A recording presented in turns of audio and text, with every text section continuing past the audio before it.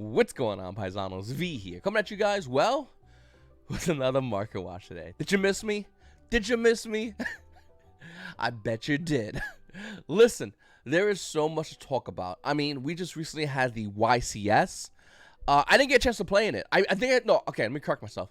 I played 3 rounds, had to do work and scoop game, the full game in round 2, and then from there I just left because Eric Stewart, the voice of Kaiba, the voice of Brock, the voice of James, he was about 2 hours away from me at a convention, and yeah, I went and did that and got a bunch of autographs.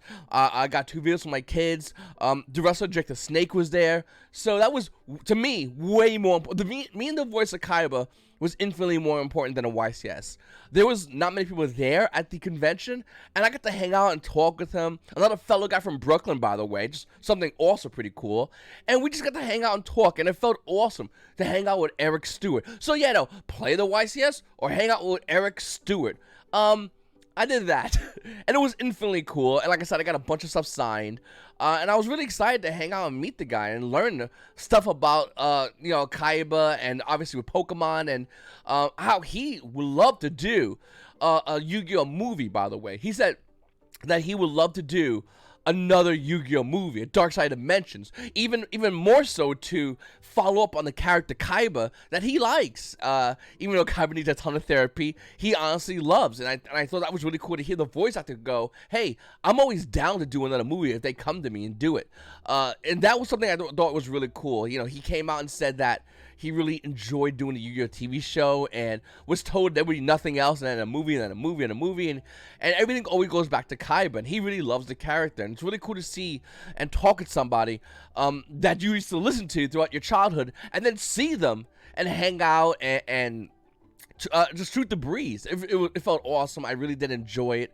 Obviously, there were other people there, but not as many as like a Yu-Gi-Oh YCS, where like you gotta wait in line for an hour, you get a couple of seconds, and then you're gone. It was more interactive, and I really did enjoy that over the YCS. Don't get me wrong, the YCS to me is huge, but meeting Eric Stewart was infinitely better, and I had a great time. But that doesn't excuse me from knowing about the meta and the event itself. There are a lot of things happening at this event, and a lot of things with remote duels in general, and at the end of the video, I'll tell you some things about remote duels that I'm not excited about. Now, don't get me wrong, let me not get it twisted. I still enjoy remote duels. I'm still going to be remote dueling. In fact, we're getting back to our regularly scheduled programming of Shadows. Don't get me wrong, I have a lot of Yu-Gi-Oh decks, and we might play that sporadically throughout, well, until Despia's come out. But Shadows is my deck. I have my new build ready, and I am excited to show it to you guys. And if you want to see it, go ahead and check me out on twitch.tv /YGO_Paisaano. Links to be down below in the description. Check it out. Come over and see me. Shadow Invoke, easily the best deck. And with Despia, we go on turbo mode. Now, Dawn of Match is going to be coming out soon, and that's going to have Despia. So this is going to be a very important set. One to myself, but two to everybody else out there. Dawn of Match is coming out in roughly about a month now, and this set will hold Despias. Obviously, it'll hold cards for other decks. I don't know, don't care, don't ever want to care. It has Despias, and that's all I care about, to be honest with you. I'm going to be getting Max Ready Despias, I have Max Ready Shadow Invoked. Weird flex, I know, but I need it because it's the best. Now, obviously, Dawn of Match is going to be a pretty big deal of a set. Unlike every other set, where we can have a good idea of what would be tier 1, oh, this might make the deck tier 1, Dawn of Match will make tier 1, no question about it. The only question is, which variant would be tier 1? That's not an easy question to answer right now. Looking over at King's Court is out, everyone's running around buying it up, and let's talk about it. Okay. So, obviously, you have the Secrets, Pharaoh Rare, Winged Dragon of Ross, Life of the Sky Dragon, and Albus Tormentor. These cards are respectively anywhere as low as $450 to $500. Collectors are drooling at this. These cards see no meta play. Casuals like to play against their friends. Basically, it's in that weird kind of lane. What's going to happen with King's Court? Well, King's Court is going to be open a lot. We know this already. What, with Collector's Rare Lightning Storm, which is 130 That's kind of wild. With ultimate ultra rare versions of the same gods, as well as cards that are almost staples like Reinforcing the Army, which is important since Strikers has recently got engaged, as well as other cards including Rescue Rabbit in case you want to play a collector's rare version of a secret rare for some ungodly reason. Like, the secret rare is infinitely better looking than the collector's rares. I'm just throwing it out there, but whatever. You can have that. You got number 39 collector's rare Utopia, which to be honest with you means nothing. If you pull this, sorry to say that, and you need to sell it. The card with a $77 market price is down to $68, and the reason why is because Astral Utopia, infinitely better Utopia, just like the Rescue Rabbit, infinitely better. Don't get me wrong, Rhoda is, I think, a big win. A Lightning Storm is kind of cool if you don't want to get the Starlight rare version, which is, okay, sure, you don't want to buy that, you can buy this version, but for this, the amount of money you pay in this version, there's no reason to buy the Secret Rare, which I haven't even looked at, which I guarantee you probably went down in value. Not a bad price point currently. Still going down, by the way. Lightning Storm CRs from 150 are now down to 130. Just throwing it out there. Okay, if you pull any of the Queens, Arcana, Joker's Night, I'm sorry to say that. I'm sorry you pull that. Please sell that. It's going to go down more in value. Then we got our Warlords, which is currently 45. It's not seeing as much meta play, but definitely a phenomenal card. And then we have Ultra Rare Lightning Storm at $45. It's like everybody needs this card, but $45 for an Ultra Rare? That's not going to stay long. Oh, yeah, we got some other CR cards, but nobody cares about that, evidently. I'll look into that in another video. Looking at the rest of this set, it has a lot of cool things like Evil's Old Doka, which is $1. That's kind of cool. World Legacy Guard Dragon, right on time. That card's 41 cents. Number 49, Fortune Tune, which would have been useful a meta ago, not needed now. Duel gets another reprint, but nobody cares about that. Some plant cards like Rose Princess. Actually, this card's kind of cool, actually. I'll be honest with you. And everything in King's Court, I kind of like this card. It's just a card I think is really gonna be good in the future. So, check that out. We also got a Great Cuba Spy, which is a rare, which is... These are things Konami does when they go, hey, Great Cuba Spy, we'll put in this set. In my mind, I'm thinking as a... Well, yeah, you put Great Cuba Spy in this set as a collector's rare. I mean, that makes sense. Great Cuba Spy's been out forever. It's definitely a legacy card, and giving a CR makes sense. And they go, no, it has a super rare printing, remember? Yeah, in Champion Pack 3. The Champion Pack 3 super rare printing of this card is $355. Fair? $355, or you make a CR of Great Cuba Spy. Like, what makes more sense? Evidently, the super rare. Okay. Moving forward, we also have Lightning Storm. Now, Lightning Storm has a lot of great cards in it. Divine Herald obviously used to be 90s, then 70s, now 61s, going down because people are not caring to buy these cards for Drytron. Even though Drytron arguably is the best deck in the meta, buying Divine Herald makes 0 sense. Like, you have to buy the entire deck core, which costs about amount of every other deck core, and then spend extra money on Diviner. Oh yeah, and then we made a fountain, which you might need 2 of. By the way, the card's down to 50%, and when it came out, it was roughly around $30. It held that price for a while, and now it's down to $15. There's Amazement, which is a great sub-archetype. I mean, it's not really nothing big, but it is pretty cool. Obviously, there might be one guy in the comment section will go, wait, V, no. You can play with Ellic, yeah, but nobody really does. Even though it is cool to play with Ellic, nobody really plays as much. Dark Honest and Book of Lunar Eclipse are definitely sleepers of the meta. If you don't buy these cards, you're out of your mind. And Black Rose Dragon Starlight is a phenomenal card for 2014 format, I believe. I got a little bit of a nose code. 2014 format, I guess. Don't get me wrong, it's a card I definitely want to pick up myself, but it's still too damn high. I do believe in time this card price will go a little bit lower before it starts spiking back up in value, so we have to still wait. Then we have Ancient Guardians. And when I mean Ancient Guardians, I really mean this top 4 row. Snake Grade 50-50. Trade-in is huge. Card's currently $70. That's a big card you need to pick up. Skullmeister, you just need to get one of these. Just get one of these, you'll thank me later. And Dynamite Pregnant Tops going down to $100, back up to $120. You kind of need this card. We also have Blazing Vortex, Prosperity, featuring a set. No, I mean, Underworld Gods of the Closed World, if you are playing Drytrons, is a much-needed card. Evidently, it was ruled, and I guess this is the ruling now, with Underworld Goddess, if your opponent has the Ignista Link 6, you can use that Link 6 as material for Underworld Goddess. Kind of cool, didn't know about that. If you're playing Drytrons, that's how you out Ignisters, and you're going to want to do that, because if you don't, you're probably going to lose to that deck. So, really cool card, actually, didn't know about that. Then we have Phantom Rage. And when I mean Phantom Rage, I really want to talk about Tri-Brigade, because Tri-Brigade was easily the most represented deck of this meta. I think arguably Drytrons, maybe Sky Strikers might have been like number 1 and 2, but Tri-Brigade was definitely up there. And looking at Tri-Brigade cards, I mean, if you want Shurak, it's roughly around 18, Fractals around 17s.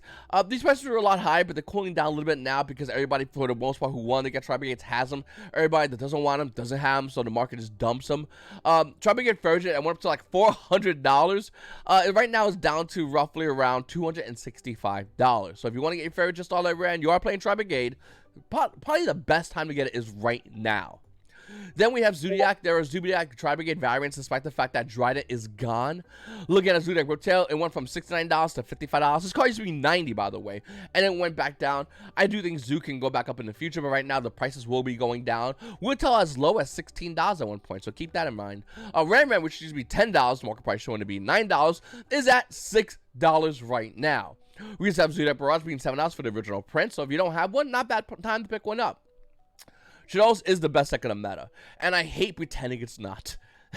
It's a scene from the joke. Anyway, stop. Listen, Shadows Schism is a phenomenal card, and next month you're going to wish you had this card as it spikes in value. A couple of months after that, it will get reprinted, but once again, do you have it? No, then you can't play Shadows. Sorry, that's how it works. Like, you need this card. It's 100% need. Look at Shadows Schism right now, right, as it rises to duels, as an ultra rare. The value of this card is roughly around $30. $30. This guy's a Japanese one because he's an idiot. That guy has 93% sales rating, so he is a terrible seller. The card's $30. This card will hit $50 in about a month. No doubt in my mind. Easily.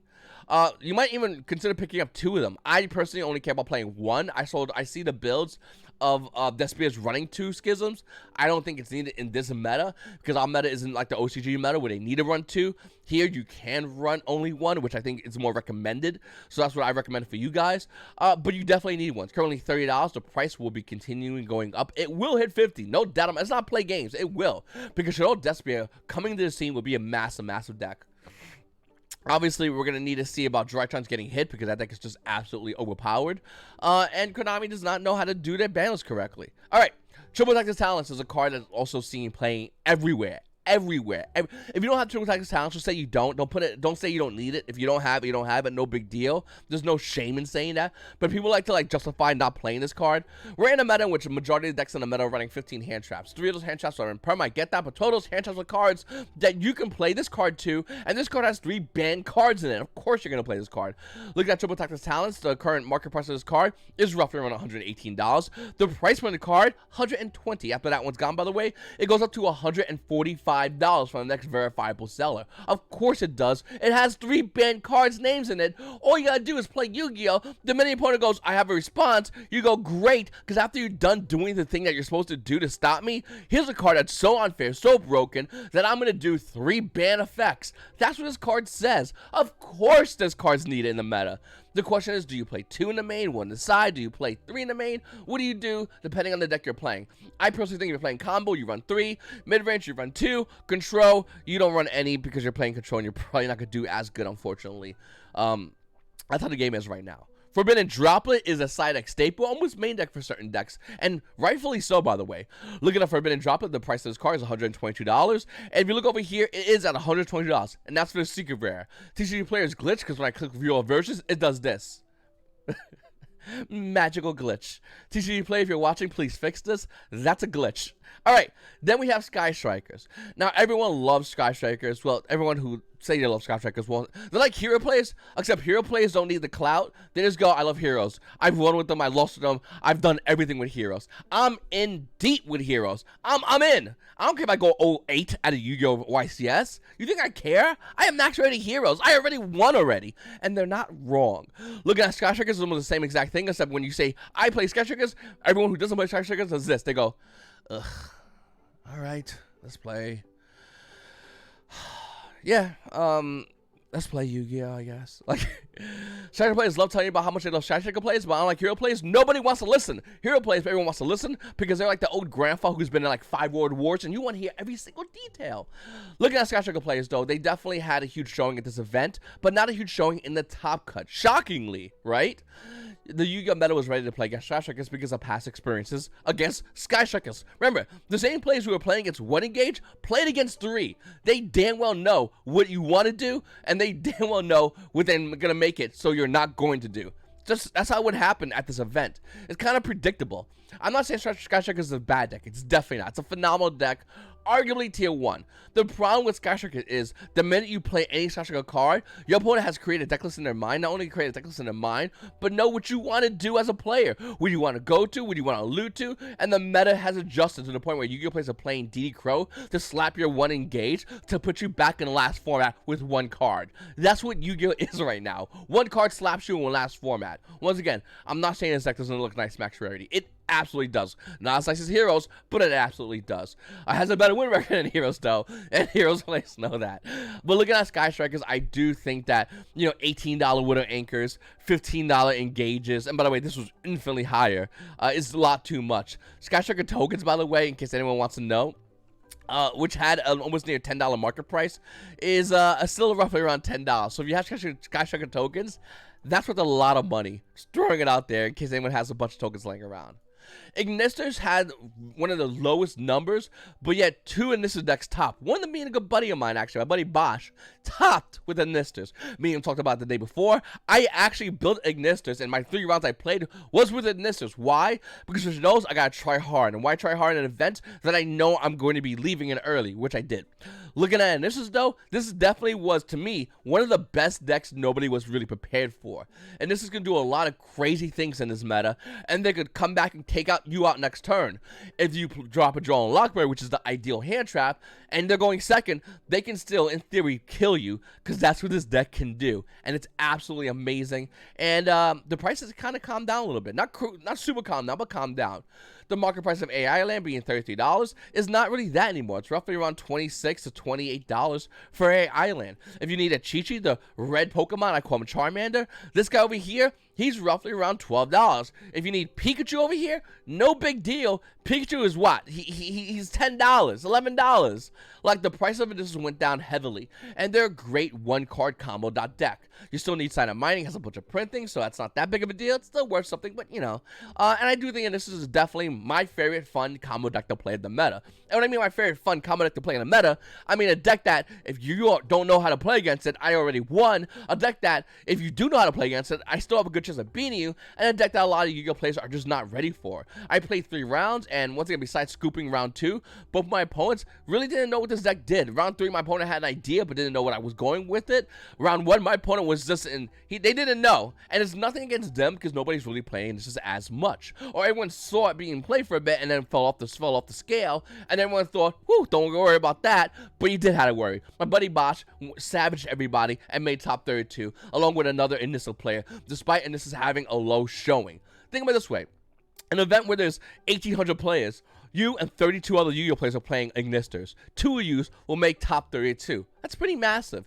And when you look at that and you take that number and you do something like Tri-Brigade players or Sky Striker players or Drytron players, when you're like, 9 of you 100-something players will make top 2, 32, whatever, you know? I don't know. Think about it that way. Okay. Then we have Prank Kids. People still forget about how to beat Prank Kids, and they lose to Prank Kids. It's not a hard deck to beat, but you gotta know what they want to do. See, the thing about Yu-Gi-Oh is, the second you know what your opponent wants to do, you can counteract that, for the most part. We'll get to that in a second. But when you learn what your opponent is trying to do, and you know how to stop them, or you know how to put a stop on what they're doing after they've already done it, it's actually pretty important. A lot of decks, especially Prank Kids, are looking to go around and blow your board up. That's basically Prank Kids' MO. If you can stop that, you'll win. But they still had a pretty good showing, to be honest with you. Inspector Board is still being one of the most underrated decks in the meta. It's still a card that people don't respect. If you don't respect this card, if you don't respect any card, you mostly lose to that card. And Inspector Board taught a lot of players this weekend about that. Then we have Virtual World, a deck core which, once again, everyone thought fell off.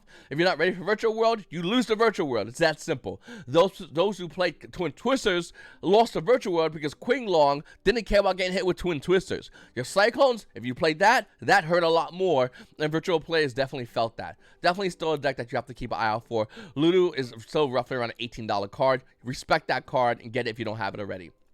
All right. Yassine did a phenomenal video. I literally just saw this video. about cheating and incorrect judge rulings and what went wrong with the remote duel YCS. I'm going to add on to this because I think that not just the remote duel YCS, but remote duel events in general have a huge problem. And I feel like we need to talk about this. As much as I love remote duels, I just want to say I love remote duels a lot, and I'm still going to do remote duels even when Yu-Gi-Oh events come back, because I think they're probably the best testing ground for testing a deck on the game. I really want to give you the sugar before I give you the salt. But the sugar definitely is the fact that if you want to test, the best way to do it is remote duels. Dueling Book sucks because the AI stinks. Dueling Book sucks because you can play against a lot of bad random kids. And looking at other ways of practicing besides physical and physical in-store events, remote duels is the best. And your locals isn't running Yu-Gi-Oh 7 days a week. So in order to get that experience of playing Yu-Gi-Oh 7 days a week, you can do it on a remote duel scale where you can't really do it at your locals. That does a one Yu-Gi-Oh Saturday at 1 o'clock, be there at B Square, whatever corny thing to say. So remote duels is the best way to practice your deck. With that said, Yu-Gi-Oh remote duel events have an atrocious ruling set. Some rulings are enforced by judges, even though the judges themselves don't like the rulings. That's a fact. 100% a fact. Some rulings are just not that good in general, written by Konami, who I hope will overlook these rulings because they're just not good. Chap lips. Some rulings are just incorrect flat out, and those rulings cause people to lose entire matches. And this is not just the run with the YCS. This has always been happening, and it's progressively got worse. And I'll be honest, from Konami's standpoint, as much as I crap on Konami, I don't know how Konami can fix this issue. Because you might have a judge that gives a bad ruling. A player that should not win a match wins a match. Okay, goes on a top cut. Players cheating is still an issue in remote dueling, and that will never be solved, ideally. Unfortunately. I mean, there's a couple of things I think Konami could do to fix it, completely fix it, but what am I going to do? They're not going to listen to me. Why would they? I mean, I'm only a player that plays remote duel constantly, as well as other players who do as well. I mean, why would you want that feedback? What else is there? There's the idea with how the game is done, how players purposely also stall for time. And one thing, this is not sour grapes, okay? Like I said, I played 3 rounds of remote duels. You guys see me on stream. I'll play a remote duel and I'll lose, and for the most part, I don't care. I'll analyze what I could have did better and learn to become a better player. That's what I mostly do. But let's not lie to ourselves and say players are out there purposely stalling games. That's happening in remote duels, and even though we have a 50-minute time limit, players are stalling, and judges are handing out 50,000 warnings to players who are stalling, knowing it's burning the clock, knowing that they're going to win, and there's nothing that could be done about it. I'm actually glad I'm talking about this now, as opposed to after playing a full event, because I'd be probably a little more aggressive, because I would have physically seen it, because it always happens at every single major event. And if it doesn't happen to me, it happens to my friends, or it happens to a random match. It just happens. Players are burning the clock on purpose. Judges are just slapping light warnings, if they are even giving warnings. Some don't, by the way. I've been in those tables where a judge has seen a player stall, and maybe the judge went to go poop. I don't know, but that player's stalling, and nothing is happening about it. That's a fact, and that's an unfortunate situation. And the thing about remote duels is, I love them. They're so fun, and they're so good, and it gives Yu-Gi-Oh players an opportunity to play physical competitive Yu-Gi-Oh, whereas Dueling Book is atrocious. So I really want to be Team Yu-Gi-Oh. But I'm not going to sit here and be Team Lie to You. I'm not doing that. That's not my thing. What I think is a big deal is the fact that we have a lot of problems, and judges need to talk about time stallers, because that's a massive problem. They need to talk about the cheaters, because they're still out there, and they're still telling them, and they're still doing it, knowing they'll, most get a slap on the wrist. Don't get me wrong, if you're caught full out cheating, you're an idiot, and judge catches you, then you get whatever. But there's people out there who are doing it sleight of hand, and yet, once again, it's not being looked into. And of course, once again, judges with the judge rulings. The judge test should be something done every year to be re-upped. I've said this time and time again. Why are judge tests given out once? It's like you do a driver's license and you just drive until you're 80 and you get in a car crash and you can't see, and they have to medically prove that you can't see. Why is that like the same thing as a judge test? That makes no sense. You could be a Yu-Gi-Oh judge, even a Yu-Gi-Oh tier 2 judge. Take all those tests one time, and after that, for 5 years, you could do whatever you want. Come back after 5 years and still maintain your rank and judge an event. What? Are you kidding me? Are you? But that's what's happening. And I'm not trying to crap on the judges. Being a judge sucks. I don't know why would you want to do it. And I'll be honest with you, I respect judges that do that. That's not an easy thing to do. And there are rulings that are just sometimes like, oh, and you're like, as a judge, you're like, there goes that brain cell. I wish I had that one back again. So I get that. But you got to realize, with the great judges out there, and there are phenomenal great judges. I'm in the judge group. I see them. They're awesome judges. There are dumbasses. And it's so stressful seeing them in action because it only devalues what the event is. It only devalues the experience for the player. And that's the problem with this game right now with remote dueling. The judges, some of them are really bad. A lot of them are ass kissers. I don't care what you're going to do to me. You're going to get upset I'm saying that? Like, there are judges that are ass kissers. If you are part of the Judge Facebook group, you know exactly what I'm saying. So let's not pretend we don't. Brown noses are brown noses, and I don't respect brown noses. I'm throwing it out there for you, okay? Whatever. But there are a lot of great judges out there. And that's what I think gets me angrier. Well, if you guys don't know, my first video on YouTube ever was about the judge program and how bad judges were back then, and how the judges at the same time needed to be compensated for everything they did because they were getting like a slice of pizza and a box of Yu-Gi-Oh slap on the ass after the event. It was ridiculous. And they were bad judges by proxy because what's the incentivization? Now it's different, and it's great that judges are being paid the highest minimum wage according to whatever state, whatever judge is at. I think that's absolutely amazing. I think Konami did a great job by doing that because Magic the Gathering got sued by their judges. Konami flipped it, but besides the point, things have changed, and judges are really well compensated. And once again, I want to be team judge. I want to be for you guys. I will never judge. There's no amount of money. There's nothing you give me to judge. I don't care. I don't care. I want the shirt because I want to have it on a little thing on my wall because I respect what judges do. I really do. I don't, whatever, like, some places, I don't hate judges. I respect what they do entirely. I really want to emphasize that because it's not easy. Especially going to an event, staying a weekend at a YCS event and playing not one bit of Yu-Gi-Oh, but have to sit there and watch and make rules. Like, that's not easy. Alternatively, there are dumbasses who are killing the experience for the judges, the view of the judges by the players, and the players' experience towards playing remote duels in general. This is devaluing what the remote duel experience is for everybody. Judges, Konami, players, stores. So this needs to be addressed. The meta is actually atrocious, but that's a whole different side note. Like I said, you seen that a phenomenal video.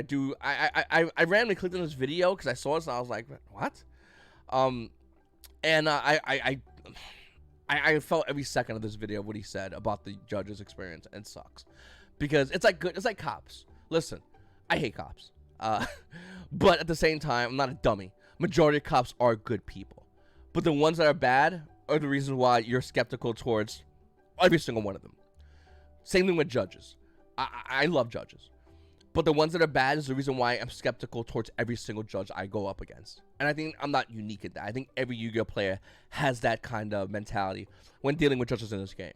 I don't hate all judges, but I will be very, very, very critical of every judge I go against. We're not really against, comes to me, I guess.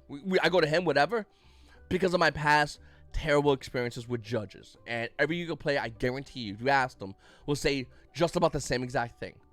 And it sucks to the ones that are good judges, the ones that do keep up the rulings, the ones that try to have the most professional, give the most professional experience to the player. They try, and they should be rewarded way more than minimum fucking wage. I'm just throwing, like, whatever, dude. They should be taken care of. Serious. But there are people out there that are just messing it up. And then one thing, it's not just the judges, it's the players cheating. Which the judges aren't really prepared for because cheating evolves. Once again, the game changes. People evolve the way they do their things. But remote duels made a new crop of players who cheated, and that's terrible, you know. And hopefully that can be fixed. I know there's cheaters in this game that are cheating on remote duels, that are doing things like sleight of hand or what have you. I know other streamers and YouTubers have talked about this, and it pisses me off because if I'm doing everything the right way, which I am, I've always done. What do I gotta be in an unlevel playing field? And then have a judge watch a player stall who's clearly doing it, and I have to sit there and watch it happen. A victim to an incompetent judge to a disgusting player who's abusing the game for what it is. And it sucks. And then I get called a staller when I'm thinking of a play, because that poor player has dealt with so much crap. He now goes, are you it? Are you it? And once again, I don't get mad at him. I mean, I do, because I'm not. But I don't get mad at him because I totally get why he has that, because he's dealt with that. Once again, I think I'm still going to do remote dueling. I think remote dueling is the best thing we have now. Until we can put a thing on our head that will allow us to have a better Yu-Gi-Oh experience. Remote dueling easily is the best thing we have for Yu-Gi-Oh testing. No doubt in my mind. Yeah, you can say testing with your buddies, but when something is on the line, it's a lot different. You take it a lot more serious. And you can go dueling book and play against another guy in dueling book or whatever, but the RNG in dueling book is nothing like the RNG in physical Yu-Gi-Oh! And that's a guaranteed fact.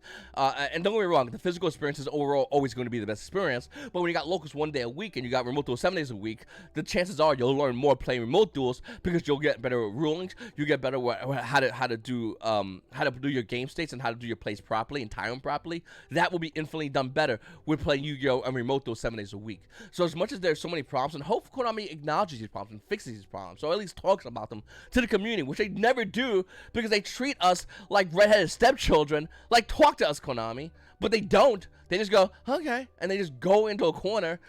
We don't know, and it sucks. It's unfortunate. And once again, like I said, I chose to see Eric Stewart over playing in the YCS, and this was yet one of many reasons why I decided to do that. Then again, in any normal circumstance, I still would have done it, but I was definitely given more. I was definitely given more incentivization to meet the voice actor Kaiba than to do this experience, because I knew I would deal with these problems, or my friends who play in this event would have to deal with this issue, and I would hear about it, and I would get me upset. Even though it didn't happen to me, I don't want it to happen to my good friends. I just don't want it happening to them, and I know it would, and it would piss me off. And as someone who would have to then next day go on stream and do a remote duel and do a remote duel locals, that would be in the back of my head what happened to my buddy, and could have happened to me, or could have happened to someone else in the event I'm at, and you know, it sucks, you know. But remote duels is definitely the best thing we have right now. I hope Konami fixes them. I hope Konami can at least address them.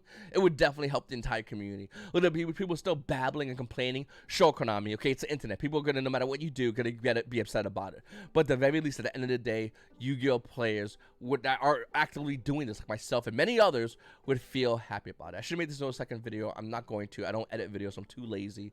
I appreciate you guys watching my videos. If you watch it only to the end, thank you to everybody out there. I'm still playing Yu-Gi-Oh. This is still my favorite game. We just have problems that we need to solve, and the only way to solve them is to verbally talk about them. Let's get these problems solved, and let's get our asses back in seats playing Yu-Gi-Oh. This is YGOPaisano, and you guys have a great day.